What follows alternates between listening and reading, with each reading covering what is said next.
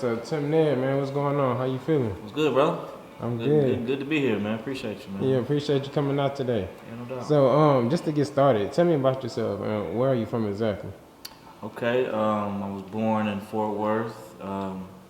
We stayed there till about just like a couple months. Then we moved to Athens, Greece. My dad, he was in the military, so like I was a military brat. So I've been pretty much Moving all around around a the lot? world. Yeah, pretty much. Yeah.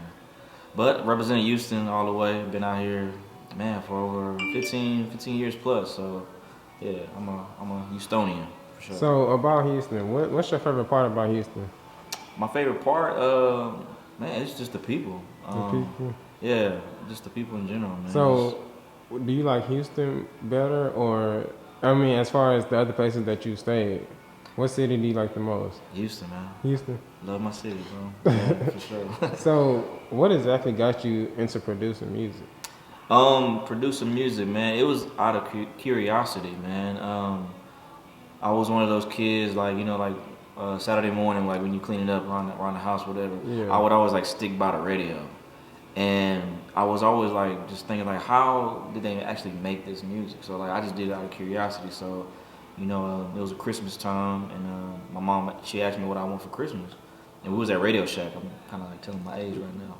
But we was at Radio Shack. I saw this keyboard and had like all these different sounds and all these different samples, and I was like sitting there playing with it, and I was like, man, this is how they do it. Yeah. So I was like, man, I want this. Like, you ain't got to wrap it up, nothing. Just we can take it home right now.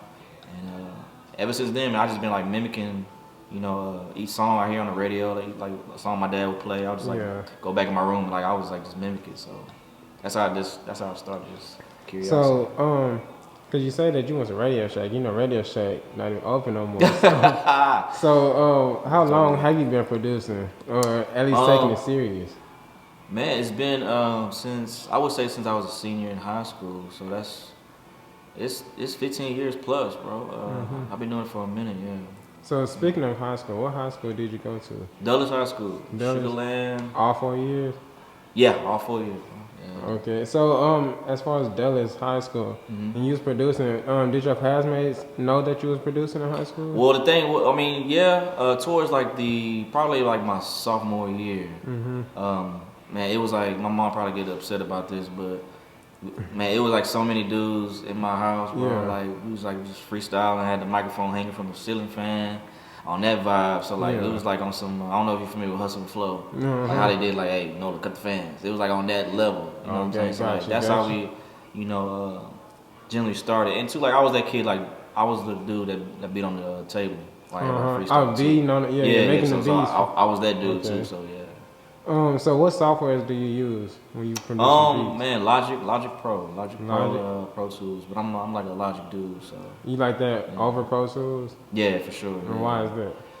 It's just like an easier, I guess, process, cause like, man, the way I work real fast. Yeah. So like I can make the track in Logic and record at the same time. Okay. And then as I'm recording, I can like add instruments as well too. It's just like a faster process. Got you. And speaking of the faster process, how long does it take you to produce a beat? Man, it just depends on the vibe too, man. It's like I say less than 5 minutes probably. Yeah, probably so. Oh, so you pretty quick with it, huh? Yeah. Do you lean more towards gangster rap, or do you lean towards the vibe rap? It don't matter, man. Good music is good music, bro. Like, if it's, gangster, if it's like on some, like, kid bop, whatever. Like, I mean, I'm willing to do it. McDonald's, like, it don't even matter to me, bro. Like, if it got a vibe, if it's jamming, I'm all with it. Yeah. So, as far as producing, I see that you have like credits from Nipsey, Lil Keke, Fat Pimp, and others. Can you talk about that exactly? What songs did you produce? For Nipsey, it was off the Marathon mixtape, the very first one. It was called Grind Mode. I produced the record and I actually featured on the record as well. Lil Keke, I just landed his second single from his new project, Self-Made 3, Live By. I got another record on there, actually featured on there as well too, called Autopilot. Me and Keke, like we have a history. Like I did a couple records for him, like back in the day as well too. But this is my first initial single that he actually did the video for, and he's actually pushing it. We got some more records as well too. Fat Pimp, Fat Pimp actually, he was the first person to put me on his tour.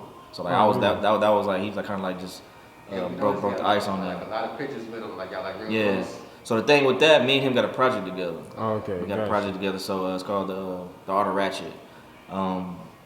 The Derek McKinney, the CEO of Loud Music, he kind of like puts it like if Kanye West and 2 Chainz did an album together, that's what it kind of like would it sound like.